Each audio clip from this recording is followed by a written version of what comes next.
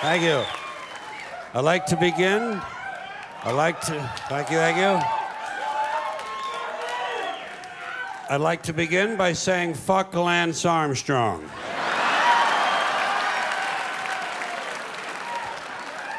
Fuck him and his balls and his bicycles and his steroids and his yellow shirts and the dumb empty expression on his face. I'm tired of that asshole. And while you're at it, fuck Tiger Woods, too. There's another jack-off I can do without. I'm tired of being told who to admire in this country. Aren't you sick of being told who your heroes ought to be? You know, being told who you ought to be looking up to. I'll choose my own heroes, thank you very much. And fuck Dr. Phil, too.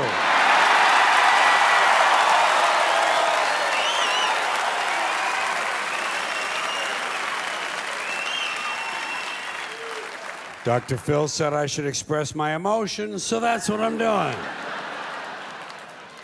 Now, since the last time I rolled through these parts, and I do roll through with some frequency, I'm a little bit like herpes, I keep coming back. But since the last time I might have seen some of you folks, I have had my 70th birthday. So thank you very much.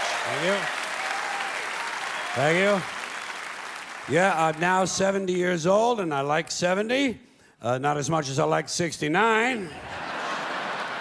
Well, 69 was always my favorite number. Now I figure I'm 69 with one finger up my ass.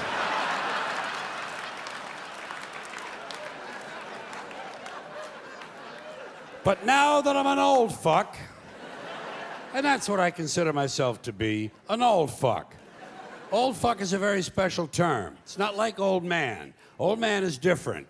Old man isn't really a time in your life or a period of years. It's an attitude. Old man is a point of view. It's a way of looking at things. Some guys are old men when they're in their 20s. You've met guys like that. They're just wired like old men. Not me. Not an old man and not an old fart, because an old fart is kind of... What I am is an old fuck. It's kind of like a fat fuck. You know what I mean? Fat fuck, tall fuck, skinny fuck, short fuck. Old fuck. Who's the old fuck? That's Georgie. Georgie's the old fuck. In this respect, fuck is actually a synonym for the word fellow. But now that I'm an old fuck, I'm beginning to notice there's some advantages to putting on a few extra years. The first one is, you never have to carry anything heavy ever again. Everybody wants to help an old fuck. If you got a big suitcase or something like that, you know, you just kind of go like this a little bit. You say, yeah, could you help me with this? Say, yeah, hey, how far are you going? Indianapolis. He wants to help. Fuck him, put him to work. Take advantage of people. Another nice thing about getting old is you can leave any social event early just by saying you're tired. Works great with family members. Just turn to the person next to you and say, geez, I'm getting tired, you know? Oh, you're tired? Come on, Grandpa's tired. Grandpa's going to bed. Someone else says, but it's 7:30 in the morning. There's always one asshole in the family. But the best thing about getting old is you're not responsible for remembering things anymore. Even important things. But it was your daughter's funeral. I forgot. You can even make believe you have Alzheimer's disease. That's a lot of fun. You look around the dining room table and you say, who are you people and where's my horse? Then you stare at your eldest son and say, Agnes, I haven't seen you since First Communion. Fucks them up. Fucks them up. They don't know how to handle it. Takes them a week to get over that shit. And they start listening to you a lot more carefully from then on. So don't be afraid to get old. It's a great time of life. You get to take advantage of people, and you're not responsible for anything. You can even shit in your pants.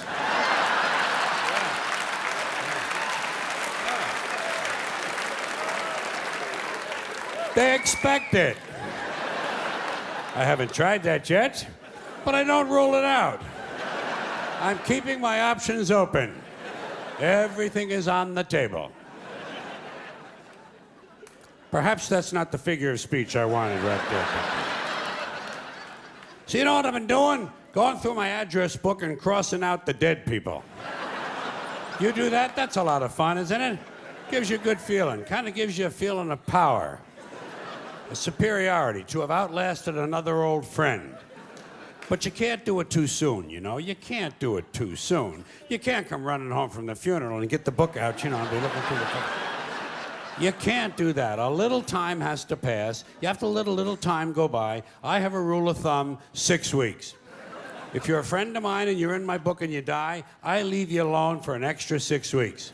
6 extra weeks in the book on the house, it's on me. But after that, hey, facts are facts. Fuck you, you're dead.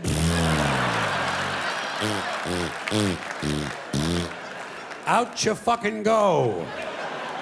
You gotta have standards, you know?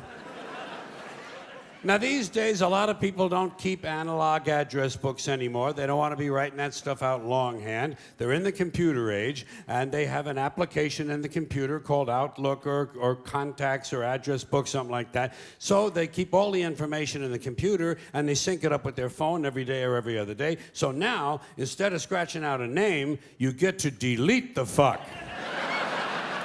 And deleting someone is an even more powerful feeling than simply scratching out a name. You know how to delete someone. You select the name, highlight the person, and then straight into the trash. Now, if it's a really close friend of yours, you might not want to empty the trash for about 6 weeks.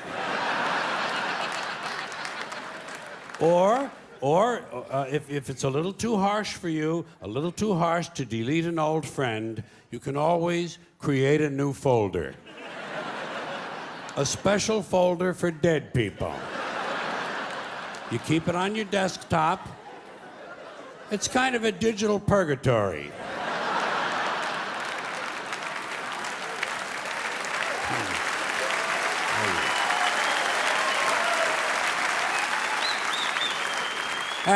And the nice thing is, every now and then you can open it up and you can look inside.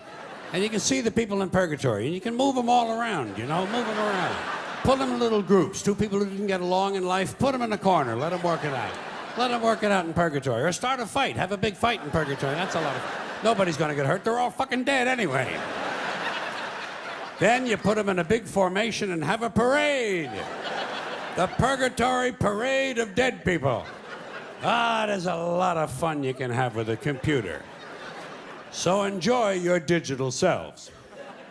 Now, speaking of dead people, there are things we say when someone dies. Most of us say, a lot of us do, things we say that no one ever questions. They just kind of go unexamined. Give you a couple examples. After someone dies, the following conversation is bound to take place, probably more than once. 2 guys meet on the street. Hey, did you hear? Phil Davis died. Phil Davis? I just saw him yesterday. Yeah. Didn't help. He died anyway. Apparently, the simple act of your seeing him did not slow his cancer down. In fact, it may have made it more aggressive. You know, you could be responsible for Phil's death. How do you live with yourself? Here's another thing they say after a death. This is usually said to the surviving spouse. Listen, if there's anything I can do, anything at all, please don't hesitate to ask. What are you gonna do, a resurrection? This ain't the fucking New Testament, you know. You know what you tell a guy like that who wants to help? Oh, fine, why don't you come over this weekend? You can paint the garage. Bring your plunger, the upstairs toilet overflowed and there's shit all over the floor up there. Do you drive a tractor? Good, that'll come in handy. The North 40 needs a lot of attention. Bring your chainsaw and your pickaxe. We're gonna put your ass to work. He wants to help? Fuck him, call his bluff. Call his bluff. Don't hesitate to ask. The nerve of these pricks. Here's another thing we say to the surviving spouse. I'm keeping him in my thoughts. Where? Where exactly in your thoughts does he fit? In between my ass hurts from this chair and let's fuck the waitress?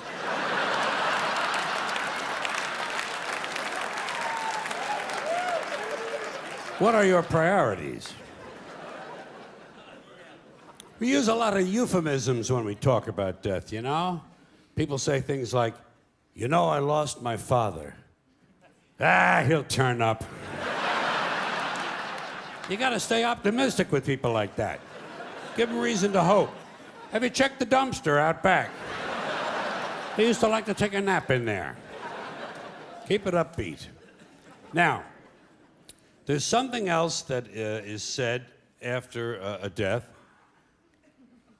but this one involves belief, which is where I begin to have big problems. This one happens after the funeral, after the burial, back at the house. Back at the house where the family and friends and the loved ones of the deceased are having some food and drink and they're enjoying some warm reminiscences of the person who passed away. Sooner or later, someone is bound to say the following, especially after a few drinks. You know, I think he's up there now, smiling down at us. And I think he's pleased.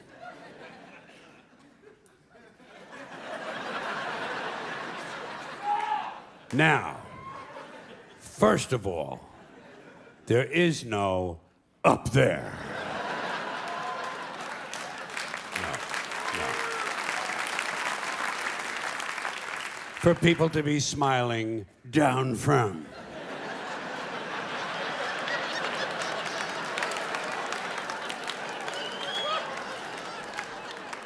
It's poetic, it's quaint, and I guess for superstitious people it provides a little comfort, but it doesn't exist.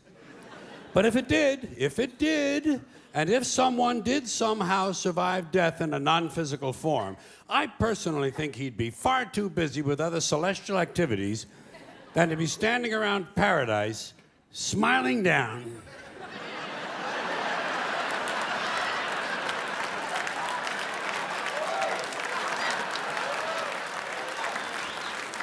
On live people. What kind of a fucking eternity is that? And why is it no one ever says, I think he's down there now, smiling up at us? Apparently it never occurs to people that their loved ones might be in hell. Your parents could be in hell right now. Your parents in hell, your father for sure. Oh shit, hell is full of dads. Full of dads, even the ones who took you to the ball game, just for beating the shit out of you once too often, and fucking the neighbor lady, and fucking the neighbor dog, and who knows, maybe even fucking the UPS man. We'll never know what mischief Dad was up to. Parents in hell. Kind of gives you a nice feeling, doesn't it? It does me. Grandparents in hell. Picture that. Picture your grandmother in hell, baking pies without an oven. And if someone were in hell, I doubt very seriously he'd be smiling. I think he's down there now, screaming up at us. And I think he's in severe pain. People just refuse to be realistic. They don't like to be realistic. People would rather stroke themselves. You know, oh, they like to stroke themselves. Don't they stroke themselves? They stroke each other, they get stroked. They stroke the boss strokes them. Everybody strokes everybody. It's nothing but a big stroke job in this country. The government strokes you every day of your life. Religion never stops stroking you. Big business gives you a good stroke, and it's one big transcontinental, cross-country, red, white, and blue stroke job. Do you know?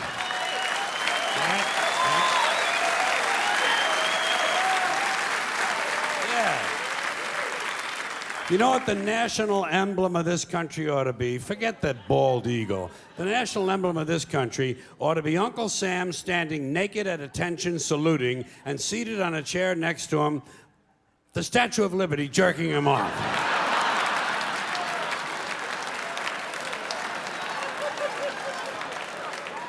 That would be a good symbol for the United Strokes of America. It's all bullshit, folks. It's all bullshit and it's bad for you. Now, speaking of dead people in heaven, there are some people who not only believe that their dead parents in heaven can see them. Okay? Okay. They honestly believe that their dead parents in heaven can help them. You've heard these people, I'm sure. They honestly somehow believe that their dead parents in heaven can intercede with God on their behalf to gain favors for the living. I come from a Catholic home. I heard this shit. They sit there in the chair with the fucking rosary and they look at you like this, you know, and they say, my dad was looking out for me. He was looking out. I don't know how he got me out of that jam, but he got me out. Oh, my mom was in surgery with me.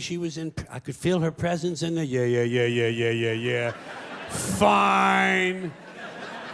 Like the people who die have nothing better to do than to run the heavenly branch of the Make-A-Wish Foundation. Now, if people want to believe this kind of stuff, it's fine with me. Let them believe it. I don't want to disabuse anyone of their beliefs. But I have a question about this. A question that involves logic.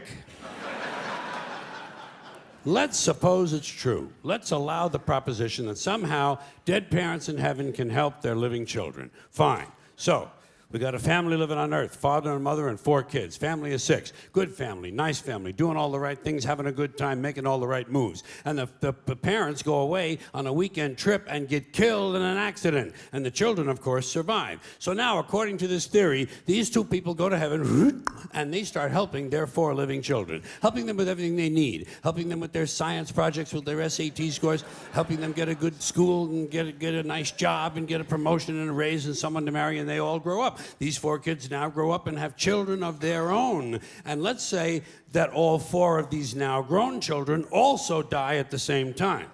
Just for the sake of argument. Let's say there's an explosion at Thanksgiving dinner. And these 4 die, but their children survive because they were seated at the children's table.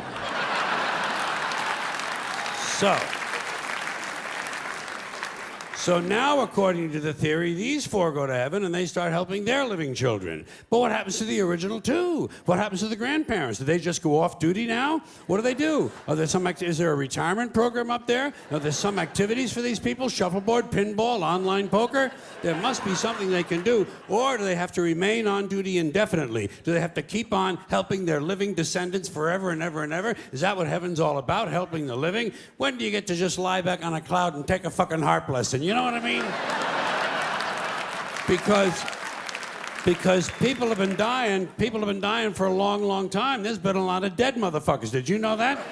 Yes, you knew there's a lot of dead motherfuckers. We've had 100 billion people live on this earth. That's what the experts say. 100 billion people have lived here. So let's say half of them died and went to heaven. That's 50 billion people up there. That's a pretty crowded place. It must get pretty busy and pretty hectic up there. And God must get pretty pissed off with all these favors. Yeah, I know. Spelling test Tuesday. Get the fuck out of here, would you please? Get the fuck out of here.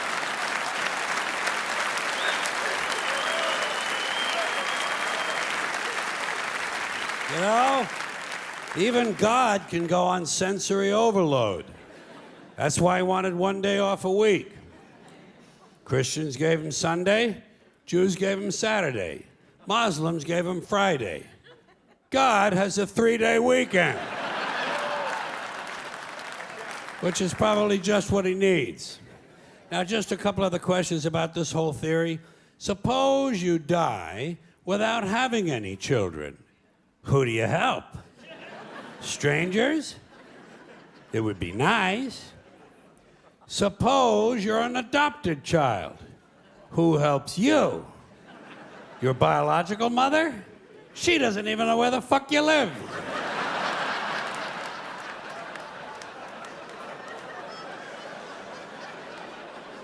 Suppose you kill your parents.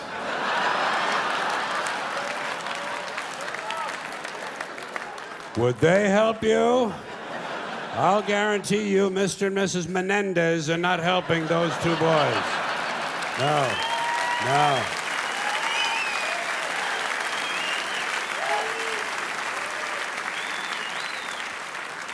Yeah, it's all bullshit, folks. It's bad for you. It's all bullshit. That's what you have to remember as you go through life in this country. It's all bullshit, and it's bad for you. Now, speaking of parents and speaking of bullshit, two ideas which aren't always mutually exclusive, by the way, I'd like to mention a special kind of bullshit that has taken hold in this country in the last 30 to 40 years. It's a form of bullshit that really only can be called child worship. It's child worship. It's this excessive devotion to children. I'm talking about today's professional parents, these obsessive diaper sniffers who are overscheduling and overmanaging their children and robbing them of their childhoods. Even the simple act of playing.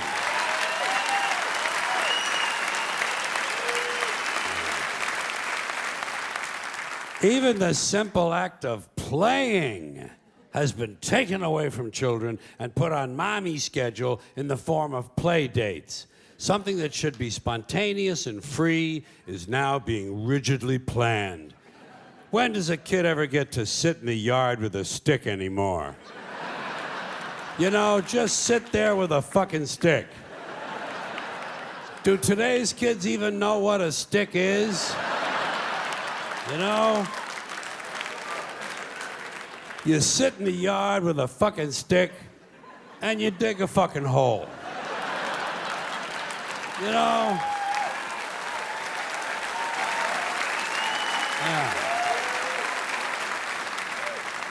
And you look at the hole and you look at the stick and you have a little fun. But kids don't have sticks anymore. I don't think there are any sticks left.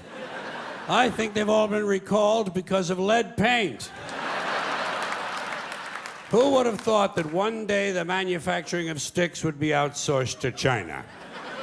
But you know something? A kid shouldn't be wasting his time with a stick anyway. If he's 4 years old, he should be home studying for his kindergarten entrance exams.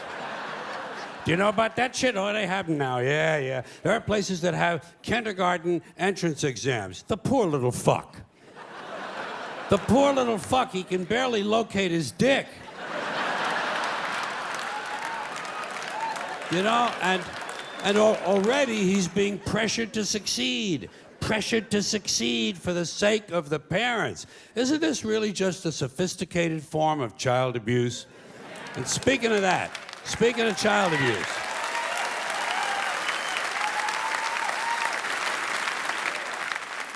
speaking of child abuse, next stop, grade school.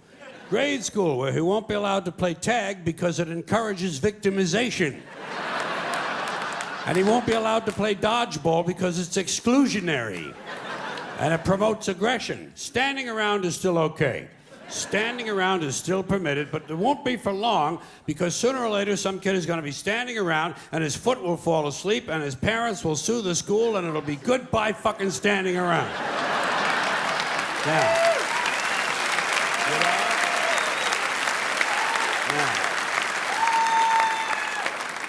Now, fortunately, all is not lost.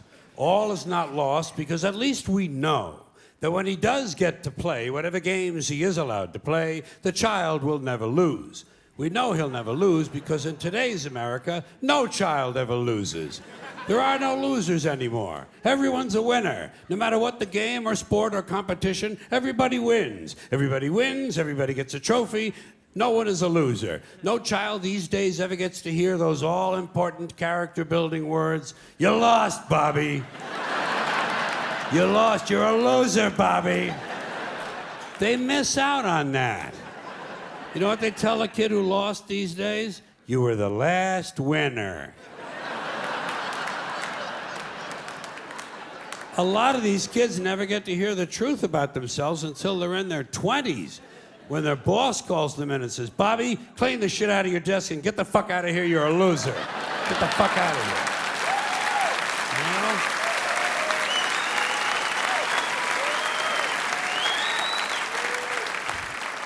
Of course, Bobby's parents can't understand why he can't hold a job. In school, he was always on the honor roll.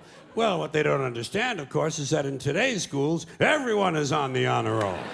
Everyone is on the honor roll because in order to be on the honor roll, all you really need to do is to maintain a body temperature somewhere roughly in the 90s.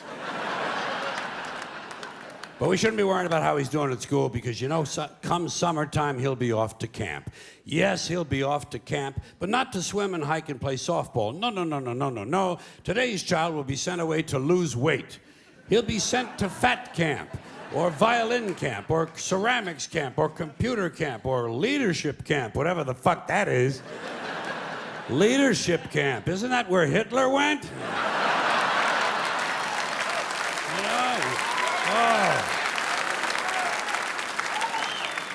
Specialized, structured summer camps. Gotta keep the little fucker busy, don't they? Gotta keep the little fucker busy. Wouldn't want him to sneak in a little unstructured time in the woods. That wouldn't be any good. God knows he might start jacking off. Now, all of this stupid bullshit that children have been so crippled by has grown out of something called the self-esteem movement. The self-esteem movement began in 1970, and I'm happy to say it has been a complete failure. Because studies have repeatedly shown that having high self-esteem does not improve grades, does not improve career achievement, it does not even lower the use of alcohol, and most certainly does not reduce the incidence of violence of any sort. Because as it turns out, extremely aggressive, violent people think very highly of themselves. Imagine that. Sociopaths have high self-esteem. Who would have thunk, huh? I love when this kind of thing happens. I love when these politically correct ideas crash and burn and wind up in the shithouse. Here's another one that bit the dust. This practice of playing Mozart during pregnancy so the fetus can hear it. It was supposed to increase intelligence. Didn't work. All it did was sell a lot of CDs and piss off a whole lot of fetuses. The self-esteem movement revolved around a single notion, the single idea that every child is special. Boy, they said it over and over and over, as if to convince themselves. Every child is special. And I kept saying, fuck you. Every child is clearly not special. Did you ever look at one of them? Did you ever take a good close look at one of these fucking kids? They're goofy. They're fucking goofy looking. They're too small. They're way too fucking small. They're malapportioned. Their heads don't fit their bodies. Their arms are too weird and everything. They can't walk across the room in a straight line. And when they talk like I got a mouthful of shit. They're incomplete. Incomplete, unfinished work.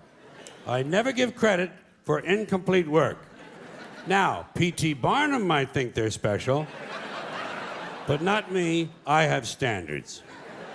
But let's say it's true. Let's grant this. I'm in a generous mood. Let's grant this proposition. Let's say it's true as somehow every child is special. What about every adult? Isn't every adult special too? And if not, If not, then at what age do you go from being special to being not so special? And if every adult is special, then that means we're all special, and the whole ideal is all its fucking meaning. Here's another platitude they jam down your throat. Children are our future. Children are not our future. And I can prove it with my usual flawless logic.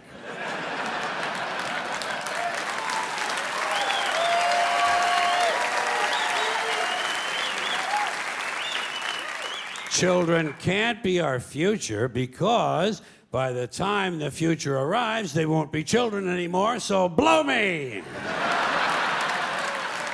Yes.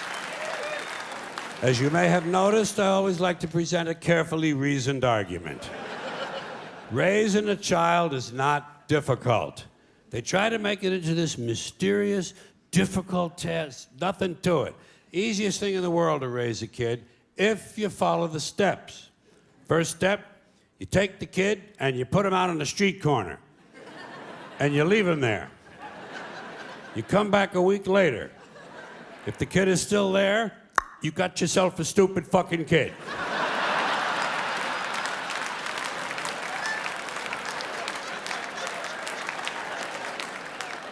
Then you just proceed from that point. It's all bullshit, folks. It's all bullshit, and it's bad for you. Now, you wouldn't know it from some of the things I've said over the years, but I like people. I do. I like people, but I like them in short bursts. I don't like people for extended periods of time. I'm all right with them for a little while, but once you get up past around minute and a half, I gotta get the fuck out of there. And my reason is for one that you may share, possibly. I have a very low tolerance level for stupid bullshit. That's all. Stupid bullshit. You know? And everyone wants to tell you their stupid bullshit. And a lot of them don't know when to stop talking. You ever run into that guy? Doesn't know when to stop talking, just continues running at the mouth like verbal diarrhea. Don't know when the conversation's over. Stupid, trivial shit you don't care anything about. Things you're not even remotely interested in. Did I tell you about my mom and dad? Well, my mom and dad went on vacation down to Mammoth Cave, Kentucky. This is about 6 years ago, I think. Seemed like it was about 6 years ago. 6 or 7, possibly 7, could be. Yeah. Somewhere in there, 6, 7, more than 6, less than 7. Let's call it 6.5. So my mom and dad went on vacation to Mammoth Cave, Kentucky, and my dad found a big rock. What he thought was a big rock, turns out it was a dinosaur turd. A petrified dinosaur turd, 27-pounder.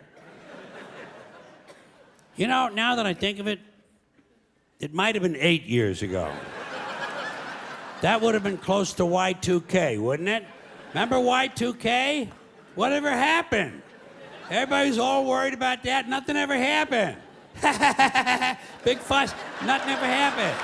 You know? God, that's strange, you know? So let's say, we'll say it's 8 years. It was either 8 or 5. So my dad gave my mom this big turd. He said, "Here, Mom, this is a big dinosaur turd. Put it in your purse and take that home." My mom said, "Dad, I don't think this is a dinosaur turd. This thing is still warm. Whoever dropped this thing is still walking around in here, and we better get the fuck out of this cave."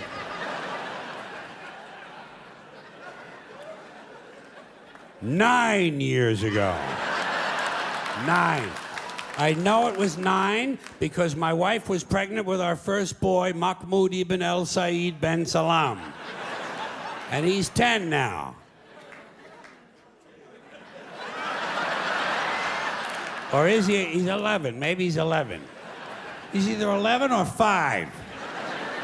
And while all this is going on, you're searching through your mind for something graceful and diplomatic you can say to bring the conversation to a close. And all I can ever come up with is, shut the fuck up! Shut the fuck up! Shut the fuck up! Shut the fuck up!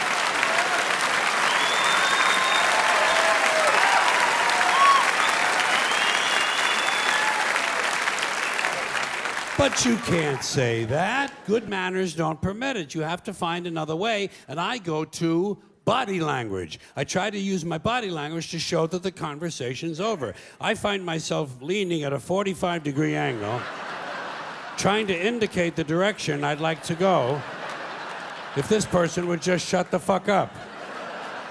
And that I might even give him a verbal cue. Surgery. Surgery. I'm late for surgery. I'm having my ears sewn shut. You know? Yeah. Same people on the phone. Same people on the phone. Don't know when to hang up. Don't know when the conversation's over. Dumb, trivial shit. Dumb questions. So what are you guys gonna do 5 summers from now? We haven't made any plans. Marge wants to go to the beach. The kids kind of like it at the lake, and I want to go to the mountains. Grandma wants to visit her sister in Frog Balls, Arkansas. How about you? Have you made any plans? It's never too early to make plans. We're going to Norway in 2025. Did you know that up until the 1950s, Norway's economy was based largely on fishing? But now, thanks to improved drilling techniques and the expansion of the global economy, once again, searching through your mind for something gentle you can say, blow it out your ass comes to mind, or shut your fucking pie hole, or if your friend prefers cake, shut your fucking cake hole. But you can't say these things, and you can't use body language on the phone. Well, you can always amuse yourself, you know.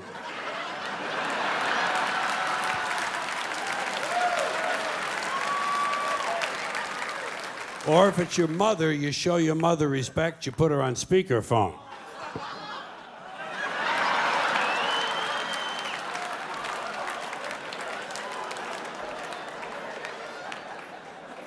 But that doesn't move the conversation along. You have to find another trick, and I go to tone of voice. Do you ever use your tone of voice to try to talk them into a soft landing? You try to coax the person toward the end. Right, good, okay, good. All right, then. Good. Right. Okay. Good. Okay. Okay. All right. Oh, fuck. There he goes again. The cocksucker. You remember my neighbor with the burns on 90% of her body? Well, she burned the other 10% now. She was lighting a fart and her bush caught fire.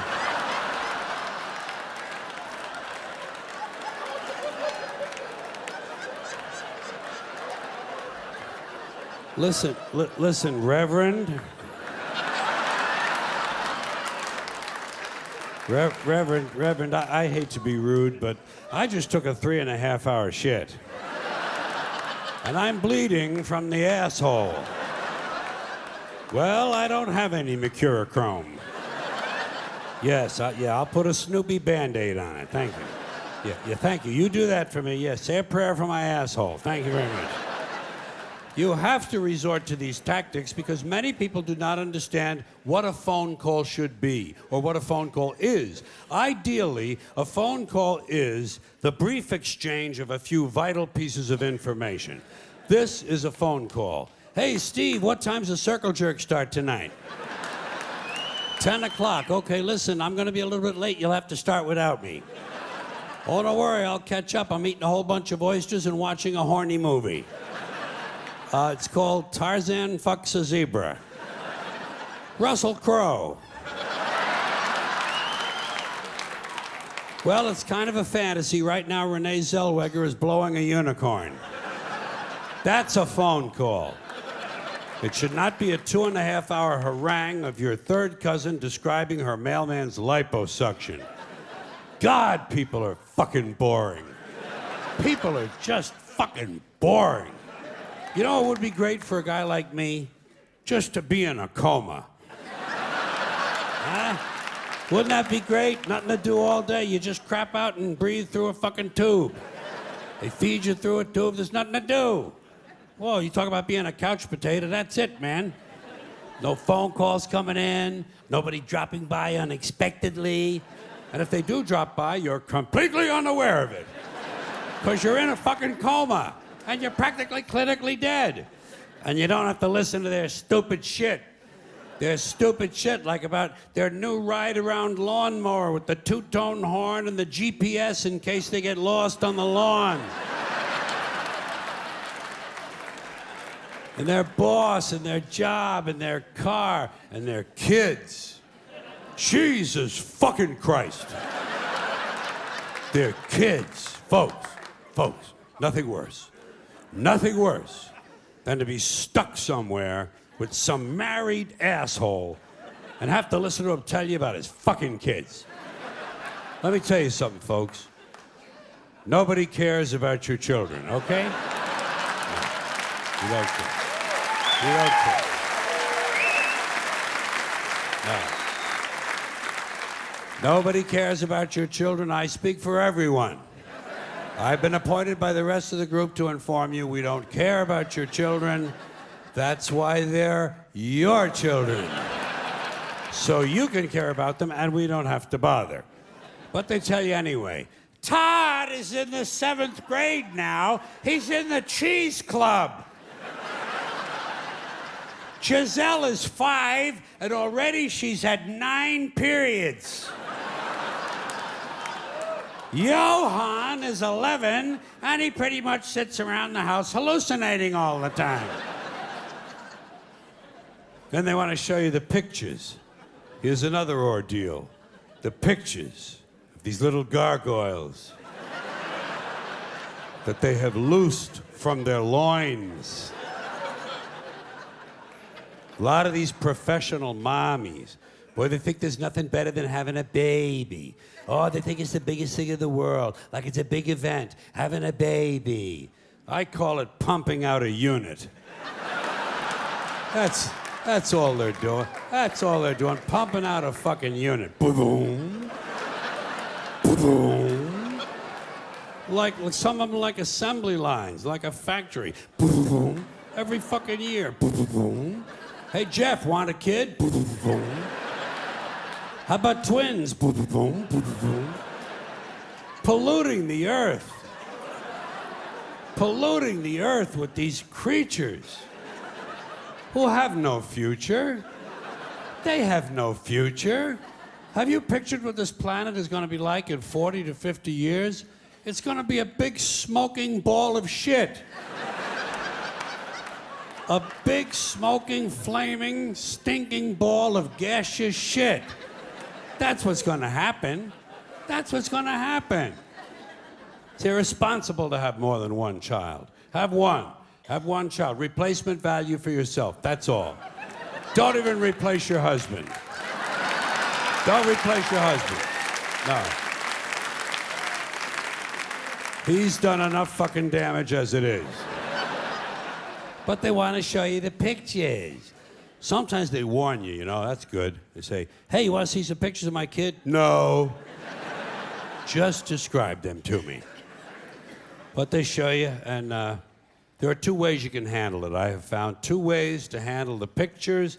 The first is the easy way. You just kind of take it all in stride, matter-of-factly, go along with the game. Uh-huh. Boy. Girl. Yeah. Older boy. Older girl. Good. 4. Listen, I have to go wash my crotch. I'll see you later. And you get the fuck out of there. Or you can do what I do. You can do what I do. Be a little honest about what you see. Take a chance. Tell the truth.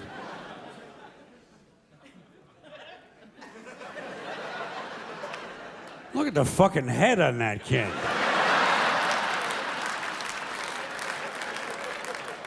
Jesus, where'd you get a fucking head like that? Holy, that thing is huge. Have you put him on YouTube yet? Boy, you get a lot of hits with a head like that. Or put him on eBay, you might make a little money, you know? I'm sure some European circus would snap his ass up in a fucking minute, boy. God damn, that thing is unusual. Listen, maybe he'll grow into it. You never know with kids, huh? Hey, let me ask you a practical question. Where do you find hats for a kid like that? Tell the truth. Don't be bullshitting people. Don't be bullshit. There's enough bullshit as it is, folks. Just plenty of bullshit. Then they want to show you the pictures of the little girl whose second teeth are coming in. And they think it's cute. It's not. It's fucking horrifying. Did you ever look at the teeth coming in on some of these kids? Did you ever take a good close look actually in the mouth? Take a look and see different, goddamn, sometimes they got 2, 3 rows of fucking teeth coming in there. All odd angles. There's one under the tongue. That's unusual. Look at that. A sublingual tooth. What do you know, huh? Once again, tell the truth. You better start saving your money right now, pal. It's gonna cost you a fucking fortune to fix that. You're gonna need an international team of orthodontists around the clock just to make it dead. You might want to call FEMA. That looks like a real fucking problem to me. Look at it. Yeah, you have the number of the National Guard. Give them a ring. That's good. Listen, why don't you just have them all pulled and let her start over again, you know? Or take a picture of her with her mouth closed. That would save you a lot of heartache in the long run. Listen, you're not Catholic by any chance, are you? Well, the reason I ask you is you might want to take her to Lourdes and pray for a miracle over there. Tell the truth. Don't be bullshitting people. Like I say, there's enough bullshit as it is. There's enough bullshit as it is. In fact, there's just enough. Did you know that? There's just enough bullshit to hold things together in this country. Bullshit is the glue that binds us as a nation. Where would we be without our safe, familiar American bullshit? Land of the free, home of the brave, the American dream. All men are equal, justice is blind, the press is free, your vote counts. Business is honest, the good guys win, the police are on your side, God is watching you, your standard of living will never decline, and everything is gonna be just fine. The official national bullshit story. I call it the American okey doke.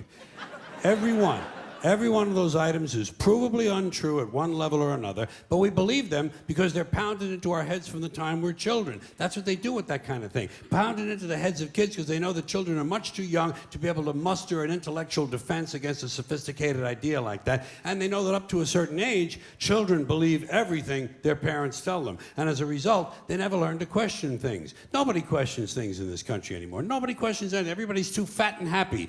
Everybody's got a cell phone that'll make pancakes and rub their balls now, you know? Way too fucking prosperous for our own good. Way too fucking prosperous. Americans have been bought off and silenced by toys and gizmos, and no one learns to question things. You remember? Okay. Now, okay. You remember Barbara Bush? I call her the silver douchebag. You remember her? Okay. Barbara Bush. She is the mother of Governor George Bush. I call him Governor Bush because that's the only elected office he ever held legally in our country, okay? George Bush, Governor Bush. Yeah. I don't care where they hang his portrait. I don't care how big his library is. He'll always be Governor Bush. I don't even capitalize his name when I type it anymore. So she's the mother of Governor George Bush. She's also the wife of his father, George H.W. Bush, who did become president in the normal, legal, traditional manner. And when he did, she came along for the ride as First Lady. And that's been the tradition up till now. A man has been elected, and the woman has come along for the ride as the First Lady. And usually, as in American life in general, the woman is condescended to, patronized, given something to do to keep her busy. A lot of times they give her a charity or a cause, something she can champion. Betty Ford was told to drink. Remember that? Yeah. Yeah, that was Betty Ford's assignment. Betty, you get drunk and get totally fallen down, fucked up, shit-faced drunk, okay? You just get fucked up drunk, and we'll hose you down, baby. We'll hose you down. We'll put you in a facility, you'll get sober, and then we'll put your name in the facility. Liza Minnelli can get sober, and everything's gonna be okay, right? That was her assignment. Barbara Bush's assignment was getting children to read. Remember that? Getting children to read. They figured she had had so much success with George.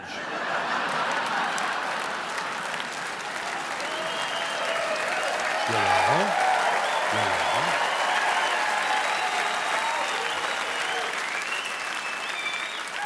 That she would be a natural to get children to read, which misses the point completely. Not important to get children to read. Children who want to read are going to read. Kids who want to learn to read are going to learn to read. Much more important to teach children to question what they read. Children should be taught to question everything, to question everything they read, everything they hear.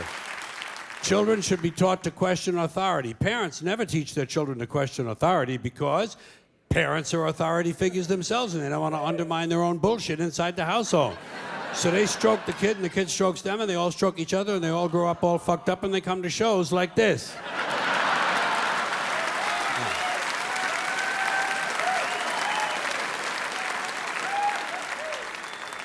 Kids have to be warned that there's bullshit coming down the road.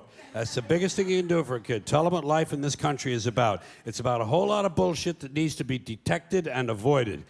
That's the best thing you can do. No one told me. No one told me a thing like that. I was never warned about any of this. Had to find all of it out for myself. And there are still, as with you probably, a lot of things that you're expected to believe and accept in America that I personally have a problem with, and I question a lot of these things. To give you an example, I saw a slogan on the guy's car. It said, "Proud to be an American." And I thought, well, what the fuck does that mean? Proud to be an American. You see, I've never understood national pride. I've never understood ethnic pride because I'm Irish, and all four of my grandparents were born in Ireland, so I'm fully Irish. And when I was a kid, I would go to the St. Patrick's Day parade, and I noticed that they sold a button that said, "Proud to be Irish." And I could never understand that because I knew that on Columbus Day, they sold a different button that said, "Proud to be Italian." Then came Black pride and Puerto Rican pride, and I could never understand ethnic or national pride because to me, pride should be reserved for something you achieve or attain on your own, not something that happens by accident of birth. Being Irish...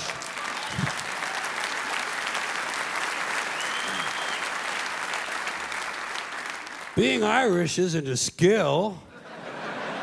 It's a fucking genetic accident. You wouldn't say I'm proud to be 5'11". I'm proud to have a predisposition for colon cancer. So why the fuck would you be proud to be Irish or proud to be Italian or American or anything? If you're happy with it, that's fine. Do that. Put that on your car. Happy to be an American. Be happy. Don't be proud. Too much pride as it is. Pride goeth before a fall. Never forget Proverbs, okay? Now, here's another slogan. Here's another slogan you run into all the time. God bless America. Once again, respectfully, I say to myself, what the fuck does that mean? God bless America? Is that a request? Is that a demand? Is that a suggestion? Politicians say it at the end of every speech, as if it were some sort of verbal tic that they can't get rid of. God bless you and God bless America. God bless you and God bless America. I guess they figure if they leave it out, someone's going to think they're bad Americans. Let me tell you a little secret about God, folks. God does not give a flying fuck about America, okay? He doesn't care. He never cared about this country. He never has, he never will. He doesn't care about this country any more than he cares about Mongolia, Transylvania, Pittsburgh, the Suez Canal, or the North Pole. He simply doesn't care, okay? He doesn't care. Listen, hey, there are 200 countries in the world now. Do these people honestly think that God is sitting around picking out his favorites? Why would he do that? Why would God have a favorite country? And why would it be America out of all the countries? Because we have the most money? Because he likes our national anthem? Maybe it's because he heard we have 18 delicious flavors of classic rice-a-roni. It's delusional thinking. It's delusional thinking, and Americans are not alone with these sort of delusions. Military cemeteries around the world are packed with brainwashed, dead soldiers who were convinced God was on their side. America prays for God to destroy our enemies. Our enemies pray for God to destroy us. Somebody's going to be disappointed. Somebody's wasting their fucking time. Could it be everyone? Now.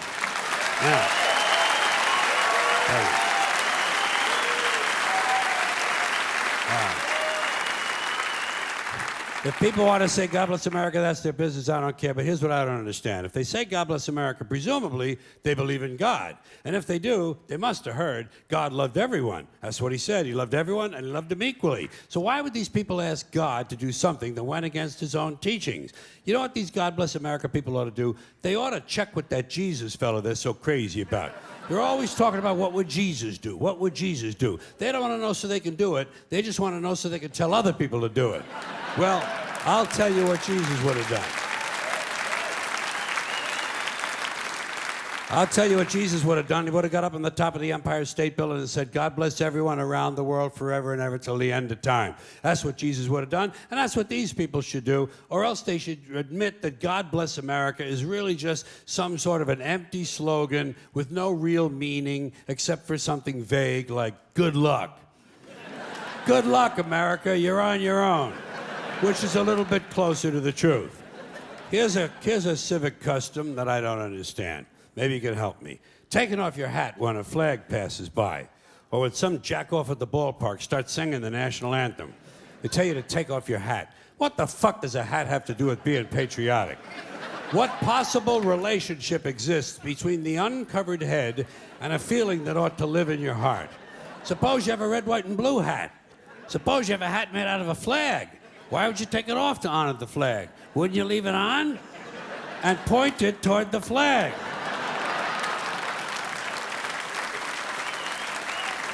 And what's so bad about hats that you have to take them off? Why not take off your pants? Or your shoes. They tell you that at the airport. They say, take off your shoes. They tell you it's a national security, so taking off your shoes could be patriotic too. I started to question all this stupid hat shit when I was a kid. When I was a kid, I was a Catholic, at least until I reached the age of reason, okay? So I was a Catholic for about 2.5 years, something like that. And during that time, one of the things they told us was that if a boy or a man went into a church, he had to remove his hat in order to honor the presence of God.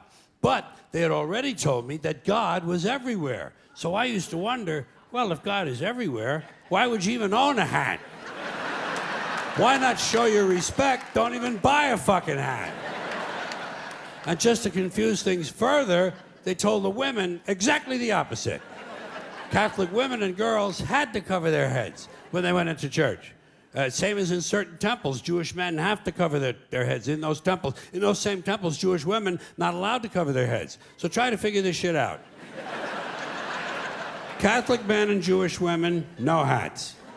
Catholic women and Jewish men, hats. Somebody's got the whole thing totally fucking backwards, don't you think? And, you know, and what is this religious fascination with headgear? Every religion's got a different fucking hat. Did you ever notice that? The Hindus have a turban, the Sikhs have a tall white turban, Jews have a yarmulke, the Muslims have the keffiyeh, the bishop has a pointy hat on one day and a round hat on another day, Cardinal has a red hat, Pope has a... Everybody's got a fucking hat. One group takes them off, the other group puts them on. Personally, I would never want to be a member of any group where you either have to wear a hat or you can't wear a hat. I think...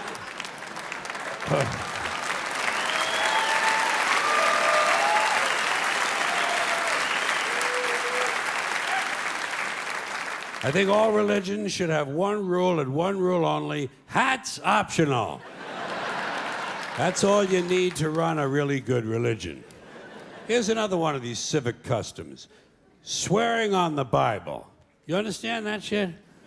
They tell you to raise your right hand, place your left hand on the Bible. Does this stuff really matter? Which hand? Does God really give a fuck about details like this? Suppose you put your right hand in the Bible, you raise your left hand. Would that count? Or would God say, sorry, wrong hand, try again?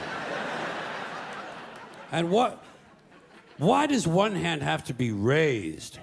What is the magic in this gesture? This seems like some sort of a primitive voodoo mojo shtick. Why not put your left hand on the Bible, let your right hand hang down by your side?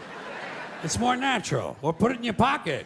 Remember what your mother used to say? Don't put your hands in your pockets. Does she know something we don't know? Is this hand shit really important? But let's get back to the Bible, America's favorite national theatrical prop. Suppose the Bible they hand you to swear on is upside down, or backward, or both, and you swear to tell the truth on an upside down, backward Bible. Would that count? Suppose the Bible they hand you is an old Bible and half the pages are missing. Suppose all they have is a Chinese Bible in an American court, or a Braille Bible and you're not blind. Suppose they hand you an upside down, backward Chinese Braille Bible with half the pages missing.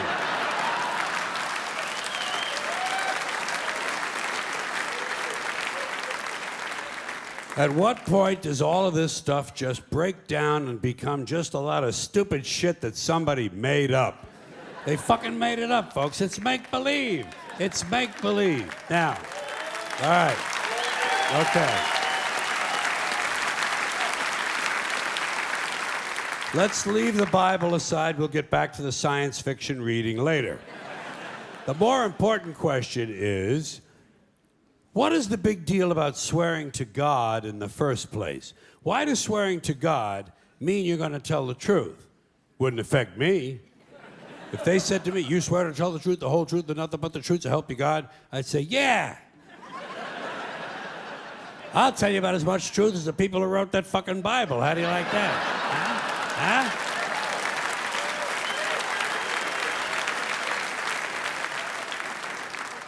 Swearing on the Bible doesn't mean anything. It's kid. Swearing to God is kid stuff. Did you ever, remember when you were a kid? If you told another kid something he didn't quite believe, he'd say, "You swear to God?" I would always say, "Yeah, I swear to God," even if I was lying. Why not? What's going to happen if I lie? Nothing. Nothing happens if you lie, unless you get caught, and that's a whole different story. Sometimes a kid would think he was being slick with me, and he'd say, "You swear on your mother's grave?" I'd say, "Yeah. Why not? First of all, my mother was alive. She didn't even have a grave. Second of all, even if she was dead, what's she gonna do? Rise from the grave and come and haunt me? Come and haunt me? All because I told a lie to an 8-year-old? Get fucking real, will you?"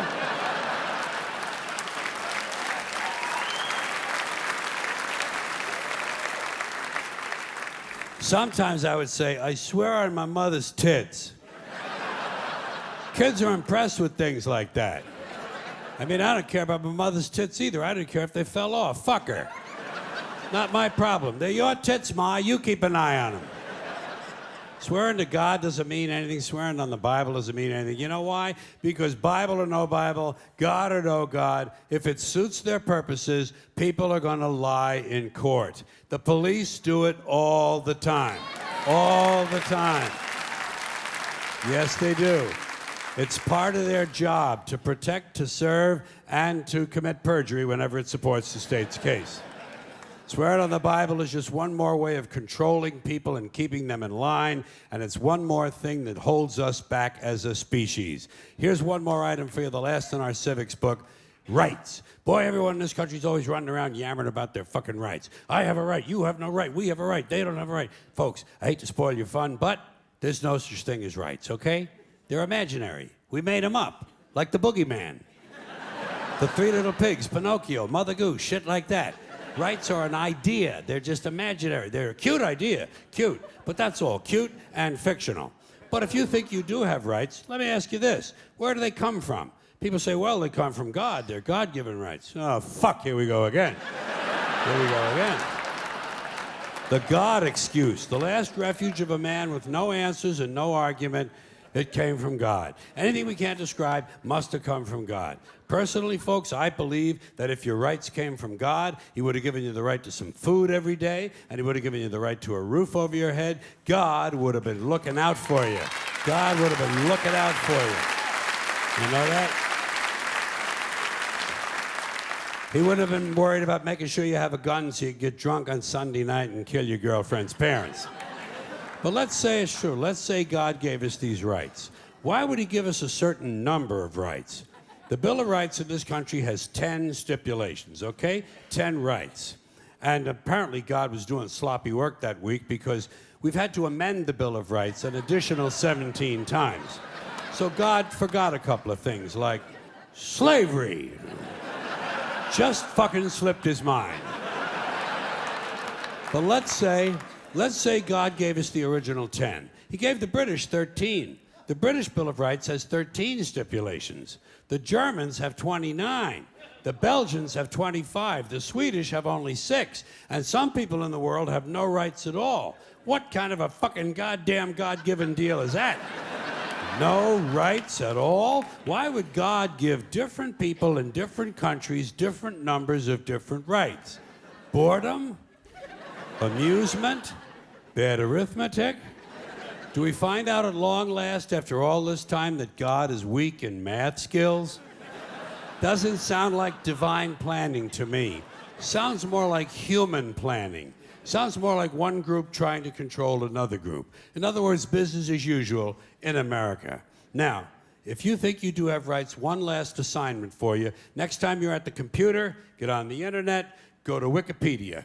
When you get to Wikipedia, in the search field for Wikipedia, I want you to type in Japanese Americans 1942, and you'll find out all about your precious fucking rights, okay? All right. You know about it. You know about it. Yeah.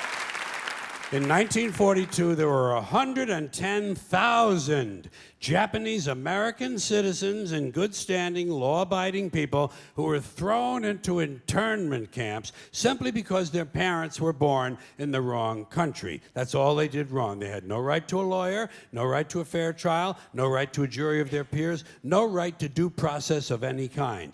The only right they had, right this way, into the internment camps. Just when these American citizens needed their rights the most, their government took them away. And rights aren't rights if someone can take them away. They're privileges. That's all we've ever had in this country is a bill of temporary privileges. And if you read the news even badly, you know that every year the list gets shorter and shorter and shorter. You see how sooner or later?